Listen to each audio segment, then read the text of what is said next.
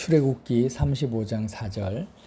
모세가 이스라엘 자손의 온 회중에게 말하여 이르되 여호와께서 명령하신 일이 이러하니라 이르시기를 너희의 소유 중에서 너희는 여호와께 드릴 것을 택하되 마음에 원하는 자는 누구든지 그것을 가져다가 여호와께 드릴지니 곧 금과 은과 녹과 청색 자색 홍색 실과 가는 배실과 염소 털과 붉은 물들인 수량의 가죽과 해달의 가죽과 조각목과 등류와 및 관유에 드는 향품과 분향할 향을 만드는 향품과 호마노며 애복과 흉패에 물린 보석이니라.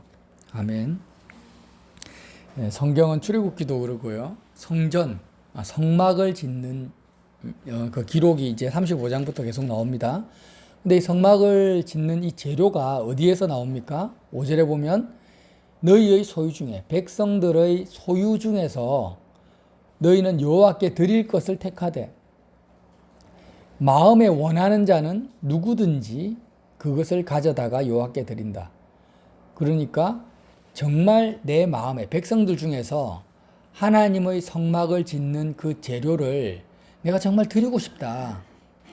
마음에 어떤 강요가 아니에요. 모세가 야 갖다 내. 안 드리면 안 돼. 너희 안 드리면 축복을 못 받으니까 꼭 드려.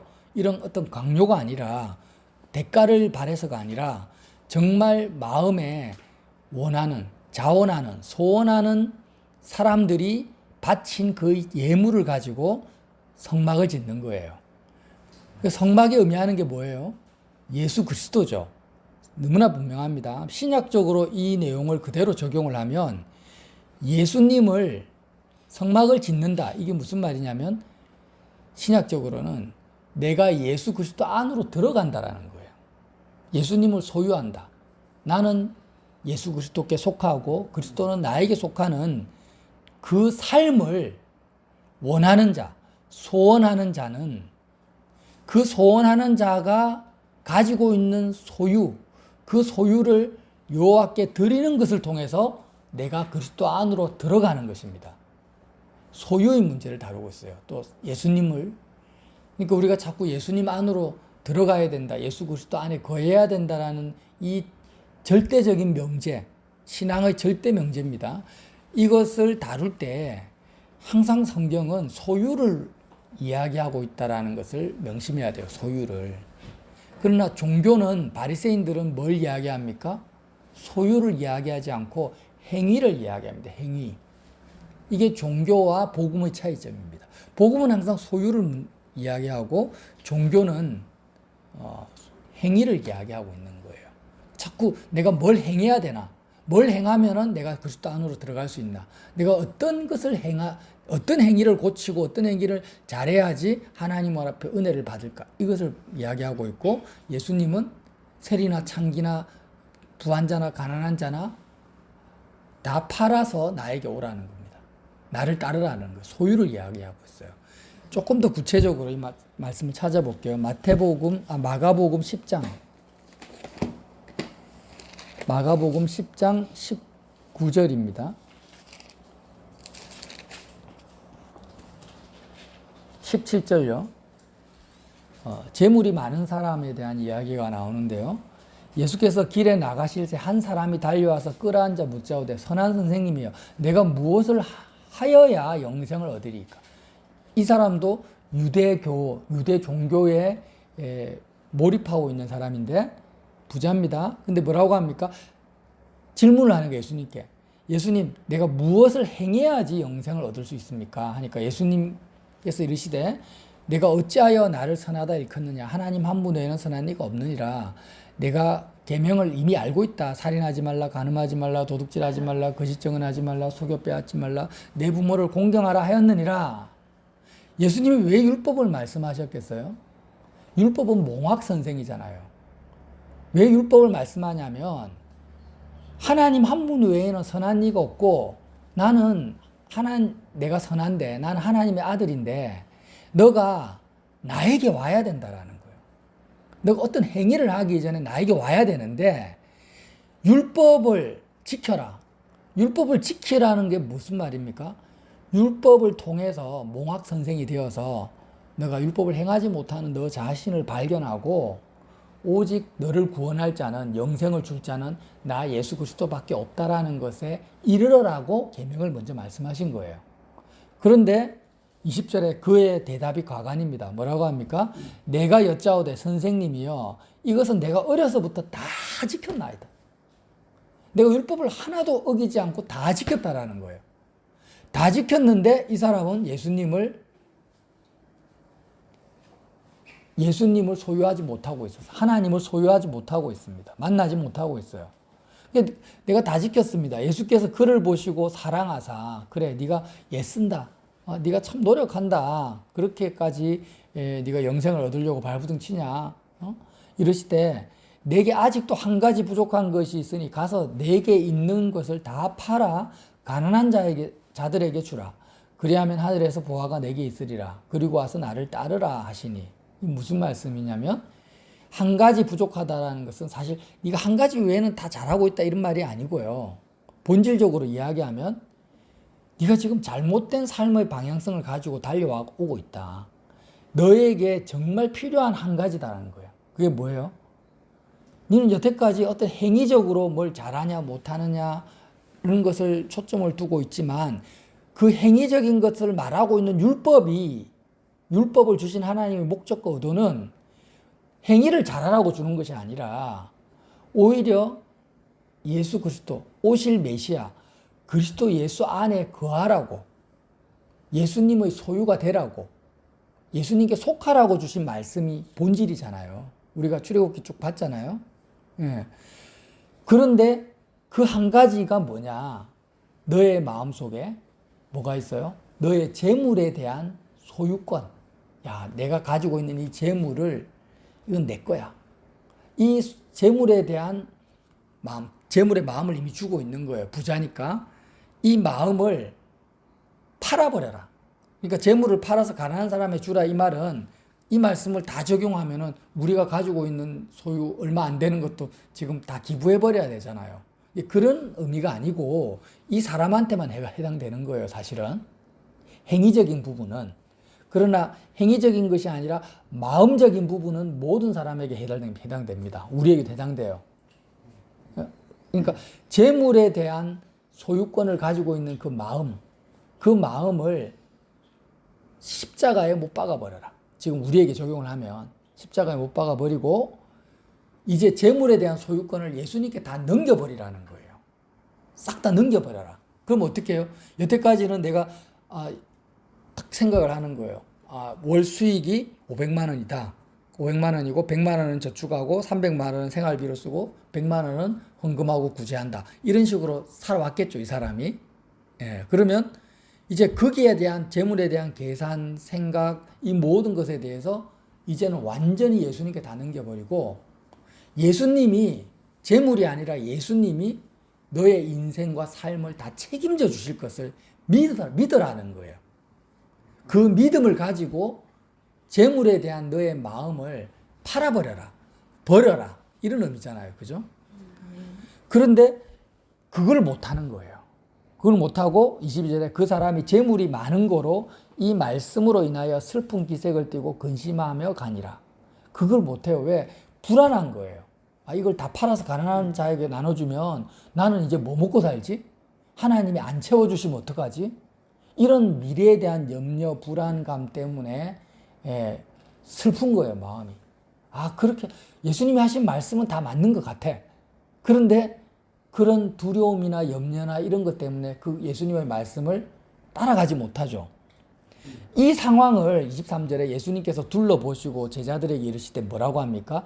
재물이 있는 자는 하나님 나라에 들어가기가 심히 어렵도다. 재물만 이야기하시겠습니까?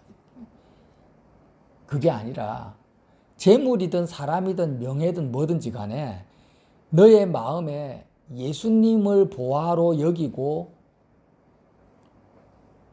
이 세상 것들을 예수 그리스도를 얻기 위해서 예수 그리스도 안에 들어가기 위해서 마음에서 버리지 못하는 자가 다 재물이 있는 자예요. 이런 사람은 하나님 나라에 들어가는 것이 심히 어렵다. 제자들이 그 말씀에 놀라는지라 예수께서 다시 대답하여 이르시되 애들아 하나님의 나라 들어가기가 얼마나 어려운지 낙타가 바늘기로 나가는 것이 부자가 하나님 나라에 들어가기 쉽다 하시면서 뭐라고 하시냐면은요. 29절에 이제 이게 중요한 말씀이에요. 예수께서 이르시되 내가 진실로 너희에게 이르노니 나와 복음을 위하여 집이나 형제나 자매나 어머니나 아버지나 자식이나 전토를 벌인 자는 현세에서 집과 형제와 자매와 어머니와 자식과 전토를 100배나 받되 박해를 겸하여 받고 내세의 영생을 받지 못할 자가 없느니라. 무슨 말씀이에요? 우리가 이 말씀을 참 잘 이해를 못해요, 사실은. 자, 나와 복음을 위해서, 자, 우리가 예를 들어서 집이나 형제나 자식을 버렸어. 마음에서 버렸어요. 소유권을 버렸어. 그러면 주님한테 이익되는 게 있어요? 내가 가난한 것을 다 팔아가지고 가난한 사람한테 줬다, 재물을. 그게 주님한테 무슨 이익이 됩니까? 그러니까 나와 복음을 위해서 버렸다, 이 말이 무슨 말씀이겠습니까? 이게 내가 예수님이 나에게 원하시는 것은 다른 게 아니에요. 나 자신을 원하죠. 내가 가지고 있는 재물을 원하는 것도 아니고 내 자식이나 내 직장을 원하는 게 아니에요. 예수님이 원하는 거는 그냥 나라는 존재 자체예요. 나를 구원하시기 위해서 이 땅에 오셨단 말이에요. 그러니까 나를 위해서 버렸다는 말이 뭐냐면 내가 예수 그리스도께 속하기 위해서, 내가 예수님께 마음을 온전히 드리기 위해서 여태까지 내가 마음을 주고 고민하고 막 신경을 쓰고 했던 이 세상살이, 이 땅에서의 삶에 대한 에너지를 내가 얼마나 많이 쏟습니까? 자녀 교육에 쏟고 직장 문제에 쏟고 결혼 문제에 쏟고, 이 세상살이에 쏟는 나의 모든 마음과 뜻과 목숨까지를, 이 모든 것들을 이제 다 청산해버리고 다 팔아버리고 나와 복음을 위해서, 예수님을 위해서 이제는 오직 예수 그리스도 한 분 외에는 필요 없다. 예수님께서 내가 죽든 살든 그리스도께 내 인생 전체를 의탁해버린다라는 거예요. 이렇게 한 사람은 어떻게 현세에서 이 땅을 살아가는 데 있어서 100배를 받는다. 100배. 그러면 이걸 적용을 어떻게 해? 내 통장에 지금 1,000만 원이 있어요. 그러면 이 1,000만 원에 대한 소유권을 더 이상 이걸 어떻게 쓸 것인가? 이거 가지고 뭐 차를 살지, 집을 살지, 뭐 여행을 갈지, 이런 것에 대한 소유권을 주님께 다 넘겨버리고 주님이 쓰라는 대로 다 쓰겠습니다. 하고 이제 딱 해버리면 100배면 1,000만 원에 100배는 얼마예요? 10억을 주님이 주셔야 되잖아요. 근데 주십니까? 안 주십니까? 주는 사람도 있겠죠. 근데 그게 안 주신단 말이에요.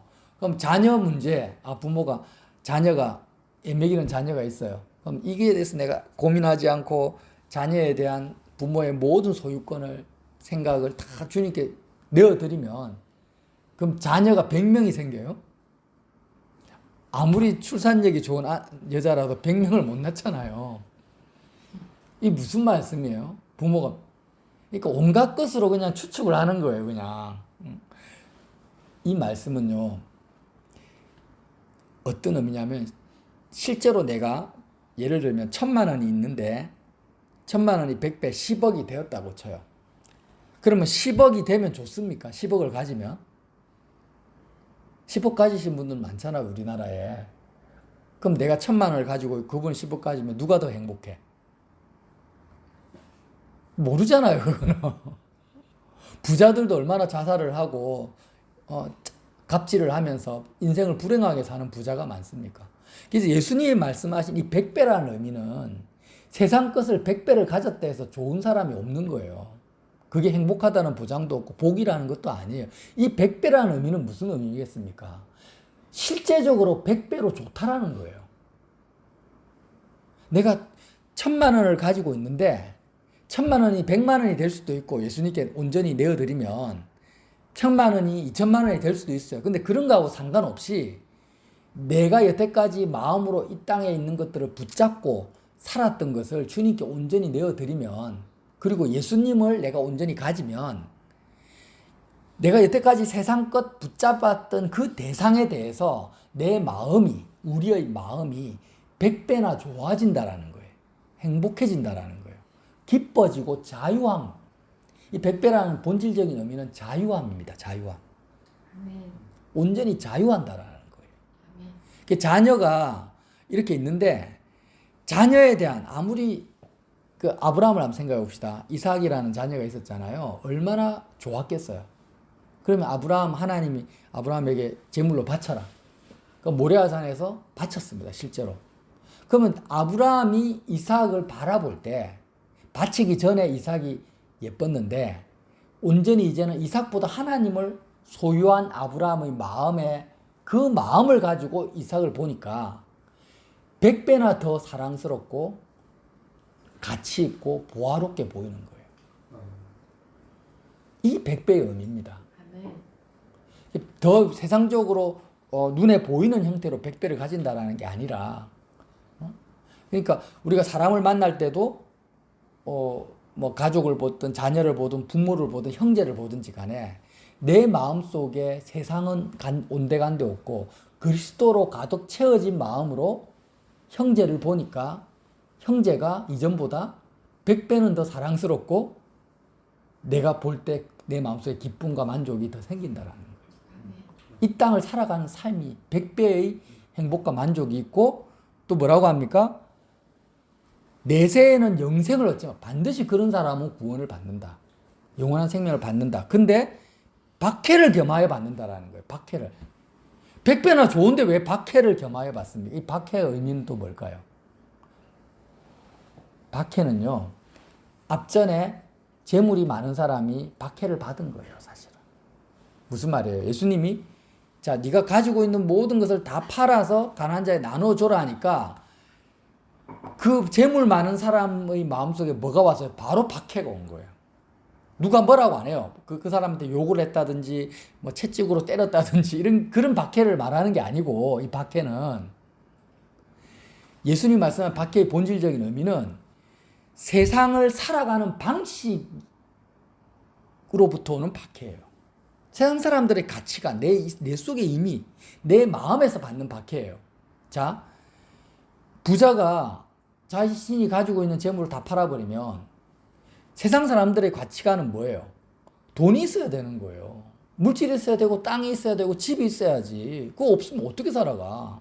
라는 세상을 살아가는 방식, 가치관이 뿌리 내리고 있는데 그 절대 다수가 살아가는 그 넓은 길, 그 길을 아니라 이제는 예수님 한 분, 예수님이 나를 책임져 주시고 내가 필요하면 하늘에 그냥 하늘이 무너져도 솟아날 구멍을 만들어 주시는 진짜 살아계신 하나님이 진짜로 살아계셔서 공중에 나는 새도 먹이고 내 머리털까지 세신 하나님이 나를 이전보다 100배나 더 풍요하게 나의 삶을 현세뿐만 아니라 내세까지도 보장해 주실 거라는 믿음을 가지지 못하기 때문에 가지지 못하게 하는 박해라는 거예요. 그런 믿음을 가지지 못하게 하는 박해가 바로 옵니다. 이렇게 버리는 삶을 택하게 되면 바로 와요. 근데 그 박해를 이기지 못하기 때문에 그 핍박이라고 하거든요. 그 세상이 주는 세상으로부터 오는 박해죠. 못하기 때문에 이 재물이 많은 사람처럼 이런 삶을 영생을 누리지 못한다. 그 말씀인 거예요. 자, 여기서 이제 한 가지만 짚고 넘어갑시다. 예수님이 하나님의 아들이다, 삼위일체 하나님이다, 유일하신 메시아다라는 걸 부정하면 그거를 오용하거나 잘못 설명하면 이단이라고 하잖아요. 예수님을 잘못 설명하면.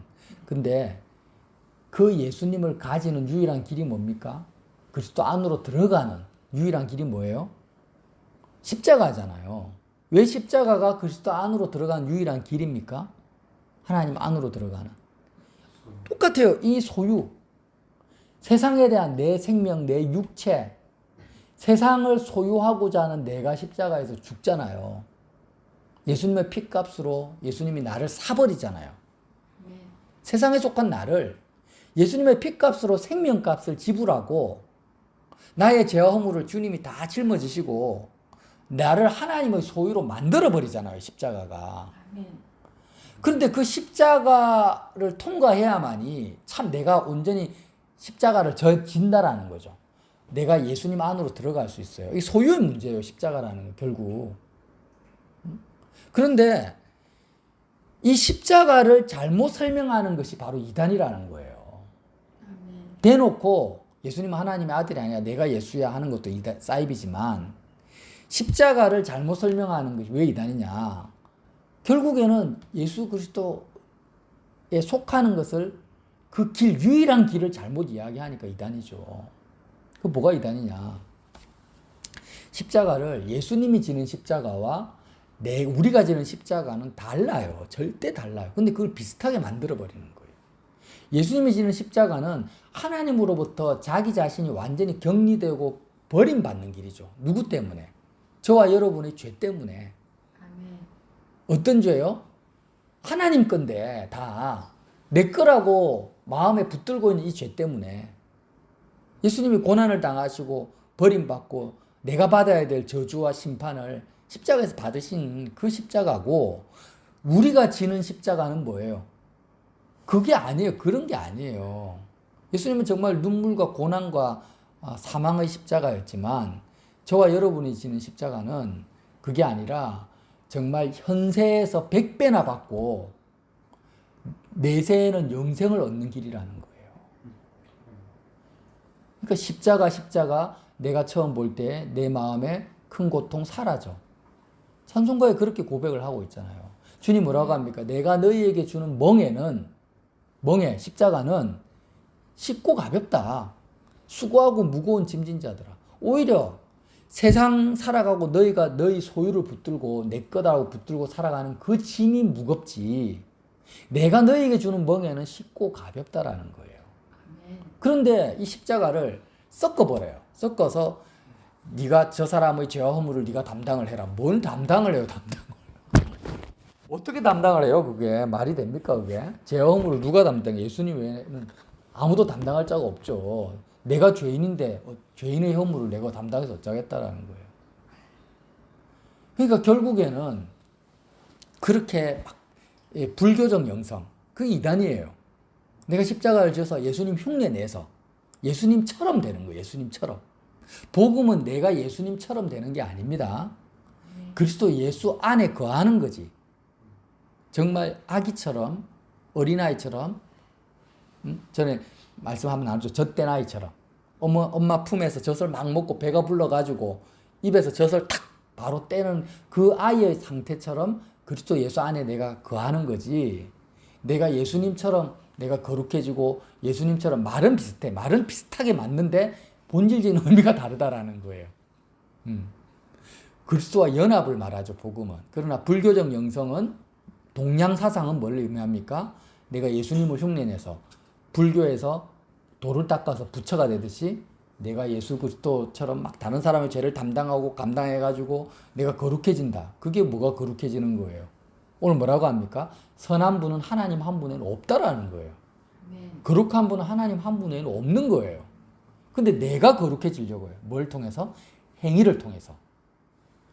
재물 많은 사람이 뭐라고 합니까? 내가 무엇을 행해야지 영생을 얻겠습니까? 주님은 행하는 것이 아니라 네 마음에 너 자신의 소유가 누구에게 속했느냐를 바라는 거죠. 그래서 오늘 출애굽기로 다시 돌아가서요. 백성들이 마음에 원하는 자가 정말 원한다. 그러니까 제가 저 자신을 돌아보는 거예요. 어떤 부분에서? 십자가를 네가 진짜 원하느냐라는 거예요. 억지로가 아니라, 구레네 시몬처럼 억지로가 아니라 이 세상 어떤 것보다도 십자가 지는 것을 네가 진짜 원하느냐라는 거예요. 십자가를 잘못 이해하고 잘못 들으면은 누가 십자가를 원하겠습니까? 예수님이 지는 십자가가 아니라니까요, 우리는. 그러니까 잘못된 십자가를 가르치니까 그래, 십자가를 져야 돼. 그게 맞아. 그게 의로워. 이렇게 생각은 되는데 내가 원하진 않아요. 원하는 마음이 생길 수가 없지. 그러나 정말 제대로 된 복음과 십자가를 접하게 되면 사도 바울처럼 나는 예수 그리스도와 십자가 외에는 아무것도 알지 않기로 작정했다고. 계속 십자가를 원하는 거예요. 왜? 이게 진짜 이해타산을 따져도 이것보다 더 행복하고 자유한 삶의 길이 없으니까 원하는 겁니다. 100배나 받는데. 실제로 1000만 원이 10억이 되어도 내 마음의 기쁨은 잠시 잠깐 있다가 사라질 거지만 주님이 말씀하시는 100배는 10억을 받는 것, 그 기쁨이 지속된다라는 거죠. 오히려. 돈이 있든 없든 그러니까 그 십자가 지는 맛, 그리스도가 주는 그 멍에를 지는 맛을 본 사람은 이제는 원할 수밖에 없는 거죠. 십자가 지는 것을. 그걸 말하는 거예요. 출애굽기에 너희 마음이 원하는 자는 너가 가지고 있는 소유를 예물로 드려라는 거예요. 그래서 우리 자신을 우리가 돌아보자는 거죠. 내가 진짜 원하는 게 뭐냐? 내 통장에 돈이 100배가 되는 걸 원하냐?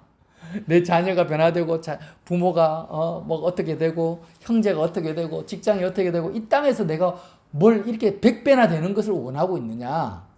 그런 원함은 일시적인 거고 허탄한 거지만 정말 내가 온전히 십자가를 통해서 그리스도 안에 거하는 것, 내 소유를 다 팔아버리는 것, 십자가를 통해서 그거를 정말 원하는 믿음을 가지고 있느냐를 보라는 거예요. 그러면 내 속에 뭐가 있어요? 그 길을 걸어가게 되면 진짜 내가 이제 십자가를 원해야 되겠다.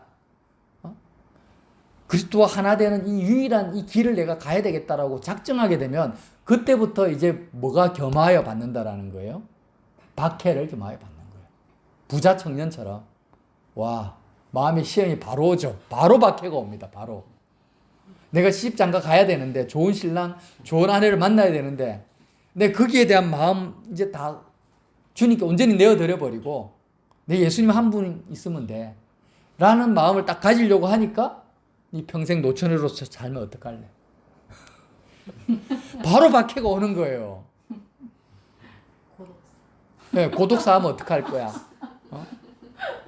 내가 직장이 있어야 되는데 직장에 대한 모든 마음 다 내어버리고 주님이 나를 먹여 살려주신다는 마음 딱 가지려고 하는데 바로 박해가 오는 거예요. 내일 너 뭐 먹고 살래? 겸하여 받습니다. 겸하여. 네. 이 세상을 그래서 이 싸움 그러니까 십자가를 지는 것에 대한 고통이 아니고 세상으로부터 오는 박해죠. 근데 이걸 십자가라고 또 가르치는 거예요. 그게 십자가 아니에요. 십자가는 내가 박해받는 것이 아니라 그리스도와 연합하는 거죠. 그걸 믿음으로 오히려 하나님의 은혜와 축복 속으로 내가 들어가는 거지. 나의 죄와 허물은 주님이 담당하시고 나는 주님으로부터 오는 그 주님의 공로를 내가 누리는 거죠. 믿음으로. 근데 박해는 어디서부터 옵니까? 세상으로부터 오는 거예요. 십자가의 길을 갈 때. 그러니까 이걸 혼돈하지 말라는 거예요. 주님 내가 너희에게 주는 멍에는 쉽고 가볍다. 쉽고 가벼운 거예요. 자유케 하는 거예요. 진리가 너희를 자유케 한다. 저와 여러분이 정말 출애굽기 35장에 나와 있는 백성들이 원하는 것. 내가 이 가지고 있는 내 보화를 내가 자손 대대로 물려주고 이걸 살아생전에 이걸 가지고 내가 누려야 되겠다. 이런 마음이 아니라 정말 성전의 재료로 완전히 내어드리는 그 원하는 마음. 그 원하는 마음. 십자가를 사모하는 마음이 또 일주일 동안 가장 우리 속에 풍성해지시기를 정말 예수님 이름으로 빌어드립니다. 아멘.